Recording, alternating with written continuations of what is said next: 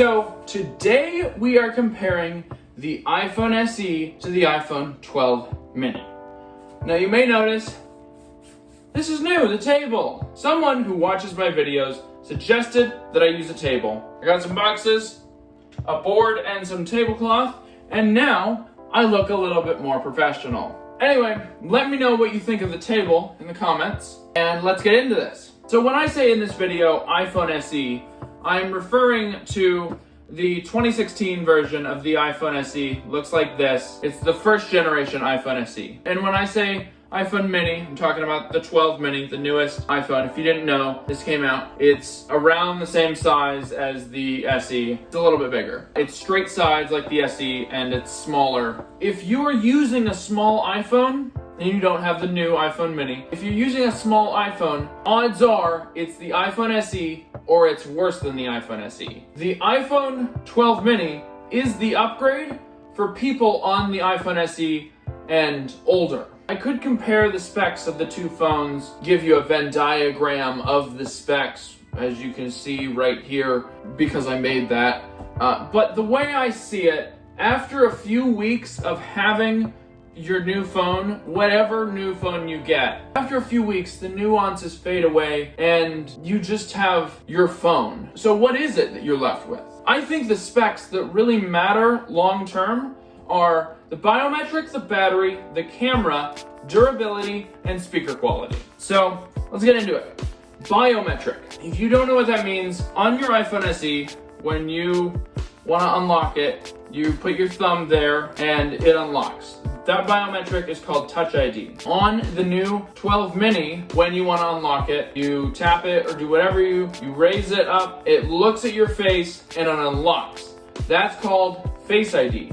So if you're upgrading, you're going to be getting that. In my opinion, it's a lot easier to pull up my phone, have it unlock. I actually have turned off, like, you can't use the Today view, like all the widgets on the side. You can't see notifications, none of that. You can't do anything, control center, none of that unless I'm the one looking at the phone. I love Face ID for that because it's just basically when you're looking at the phone, it's unlocked. It's very intuitive. You don't have to think about where you're putting your thumb. That's how you get into your phone. Now that you're in your phone, how long is it gonna last you? The battery life. Out of the box, the iPhone SE gives you 13 hours of video playback, and out of the box, the iPhone 12 mini gives you 15 hours. You get more for a new iPhone 12 mini, but odds are you didn't just pull your iPhone SE out of the box. Odds are you've had your iPhone SE for a few years now, and the battery is kind of not doing well. The battery on the iPhone 12 mini isn't as great as the iPhone 12, but it is miles better than whatever you have on the SE, because I've had this SE for a few years and the battery does not last long at all. So you're probably hearing that the iPhone 12 mini is having battery issues. That's not really something to worry about if you're upgrading from the SE. Generally, people who get the smaller phone are the people that are not using their phone constantly throughout the day. So if you're using your phone like a small phone user, then it'll last. Now moving on to camera. This is a big thing. The iPhone SE, I remember when I first got it, actually when I first got the iPhone 5S, I was taking pictures left and right.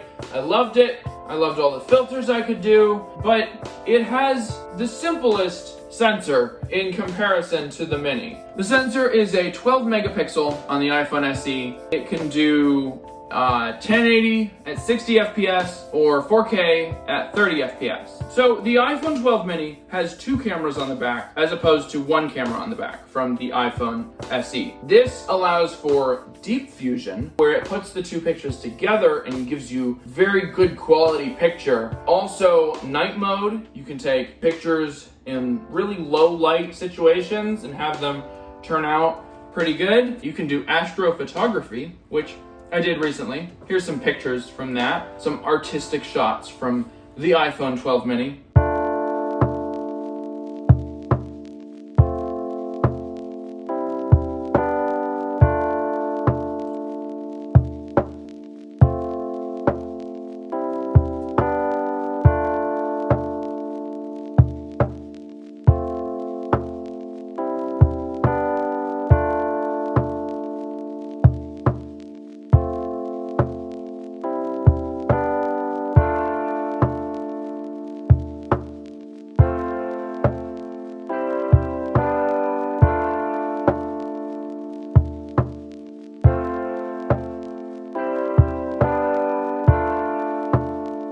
you can do portrait photos. Because it has 2 cameras on the back, you can do a portrait photo of a person or an object, and that's really nice. But then because there's a true depth sensor on the front, you can do portrait photos on your face. The iPhone 12 mini has 4K resolution at 60 FPS.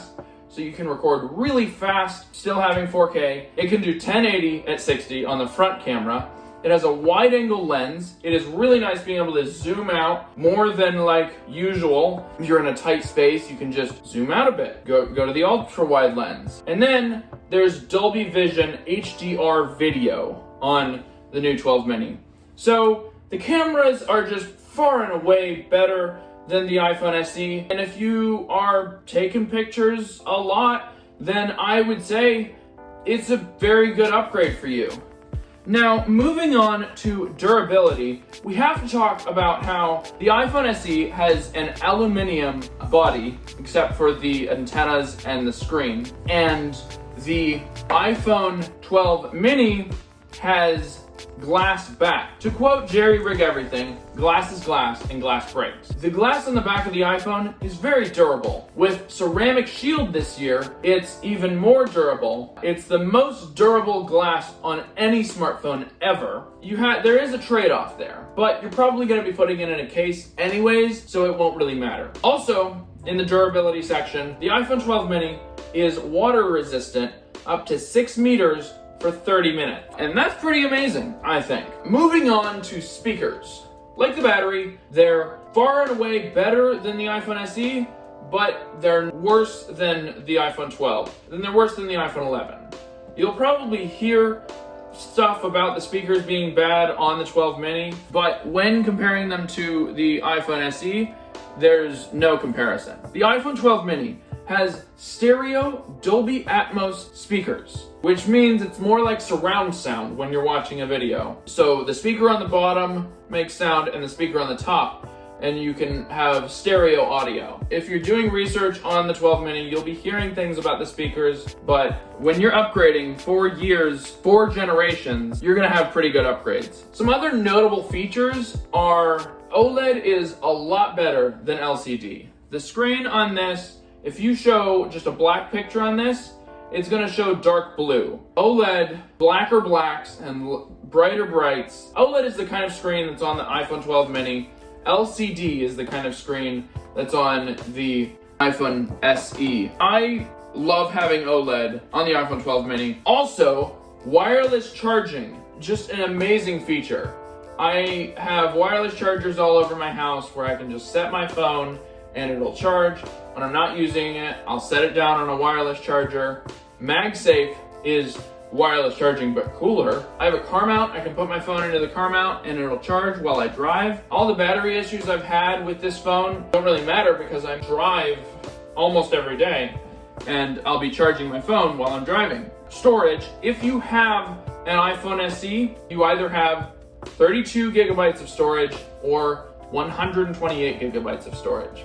If you have the 32, you probably have had the issue of running out of storage and you're probably constantly dealing with deleting stuff and paying for iCloud and all that. If you have 128, you might not have that, but I felt like you should know that the iPhone 12 mini goes up to 256 gigabytes of storage and the base model is 64. So if you're on that 32 model of the iPhone SE, you're gonna get double the storage when you get the base model of the iPhone 12 mini. Something else you should know, you're probably not getting iOS 15 next year. Your phone's probably on its last leg in regards to updating. What I plan on doing is I'm gonna return the iPhone 12 mini just because I can't afford to keep a $730 phone when this phone works just fine for me.